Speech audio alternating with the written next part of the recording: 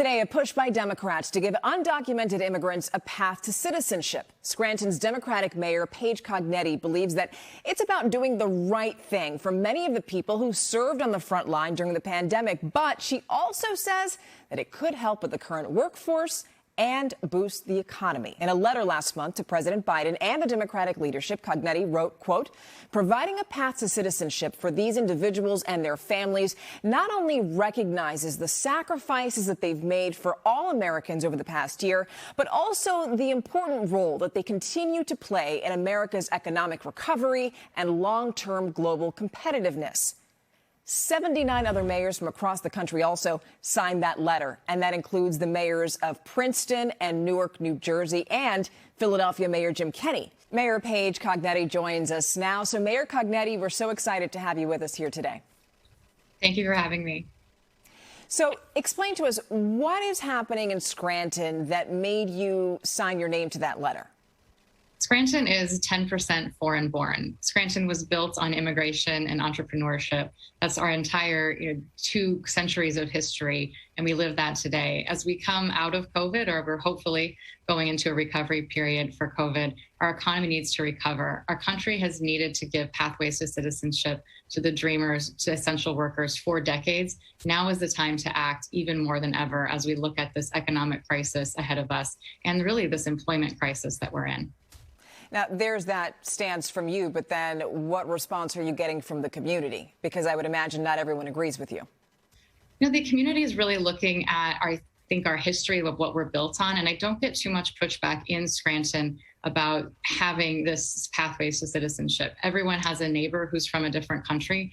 There are differences of opinion of what it should look like going forward, but the pathways to citizenship are something that really the Senate has needed to act on for decades, and it's something that they need to act on now. The economic argument is there, the humanitarian argument is there, and as we look at all of the people who have had our backs during this pandemic, the healthcare workers, the nurses, the home health aides, the farm workers, the folks who have kept food on our tables during this crisis, it's hard to argue against this.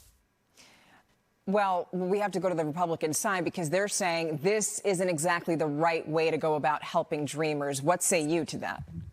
I'm not the Senate parliamentarian, so I think we'll see in the coming week or so what that looks like. But our job, I think, here as mayors in these cities that see these immigrants that are here, that are working for us, that are part of the fabric of our communities, that we need to have these pathways built in, that next week during the Vote-A-Rama, we need to protect the almost $120 billion that's in there to get these pathways to citizenship. So we'll continue to promote that and fight for that in the Senate down in D.C.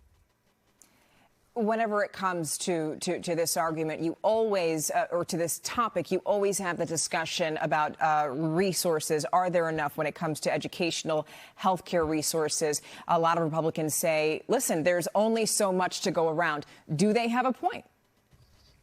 The people that we're talking about are folks that haven't done anything wrong, and they're people who are part of the backbone of our economy, our neighborhoods, our communities. Their kids are going to schools already that we certainly need help funding, but they're part of our community, and their parents that are working are people that are in the jobs that we need them in. So it makes sense to me that we have these pathways to citizenship. And as a country, we need to add more funding for education, all told. It's not, to me, an issue of immigration or not.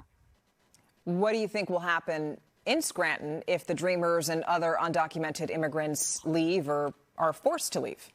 We've been working so hard in Scranton to have everyone feel included in our community. As we did the census last year, for example, we know that we're going to be undercounted when those results finally come out, because we had a lot of families who were fearful of answering, not necessarily because they are undocumented, but because a member of their extended family, a neighbor, a coworker was. We've got to get through this. We've got to find these pathways and make sure that people that are here, that haven't done anything wrong, that are part of our communities, a part of our economy, have those pathways. We need it to be able to properly account for all of the people in our communities, get the funding we need so that people are registering to vote and that we're properly funding our schools. All of these things are tied together, and we really, really need this to pass, especially as we've had all these folks doing these essential jobs that we've deemed them essential here in this last year and a half. We need to have their backs, and it's time that Congress act. And the Senate is really where the action is, and they're the ones that need to do this. Now, when you talk about undocumented workers having an impact on the economy, could you explain a little bit more? So as we know, we have millions of dreamers that are out there, and they've been kind of left in a lurch in the last few weeks since that decision in Texas. And we have lots of people who have come through to help us in jobs throughout the entire United States. So while I think it's up to the federal government to determine what the immigration policy looks like, at the very least, the dreamers, the TPS holders, the essential workers need to be given these pathways to citizenship. How effective do you think sending this letter was? Because obviously it is sort of symbolic, but where do you go from here? Yeah, as mayors, we've been advocating a lot, especially in this last year and a half. We really are pushing the stories from our communities. Mayors are really close to their communities in a way that I think sometimes our legislators in DC just don't have the capacity to be. They have to be away from home in DC to do these votes. So I know that it's important that we mayors from cities across America, from this letter, Erie, Pennsylvania, Scranton, Pennsylvania, Philadelphia, Pittsburgh, all across the Commonwealth, we're needing to make sure that we bring those stories and we bring that advocacy from the heart of our communities to Washington. But we've heard many of these stories time and time again, and it seems like people have just been sticking to their positions you need Republicans to come on your side if you want this to come to fruition. So how are you is it working with the GOP? Have you changed any minds? What are you going to do in order to achieve that goal? Well, we know that since 2005, this legislation has tried and failed in the Senate. I think what's different this time is that we really are facing a labor crisis. There's an economic crisis as I'd like to say we're coming out of COVID. I'm not sure as we sit here today that that's true, but we certainly have a labor crisis in front of us. We have a lot of businesses that can't seem to find employees. And I think our economy and the nature of work is changing. As we go through these changes, we need to make sure that we're including everyone who's here and ready to work. We have a declining birth rate in the United States. We have a lot of long-term economic issues that we need to solve. And I'm hoping that economic argument can help convince some of the legislators on the right. How about the business argument? That they've lost workers and they need workers in order for their businesses to keep going and keep thriving.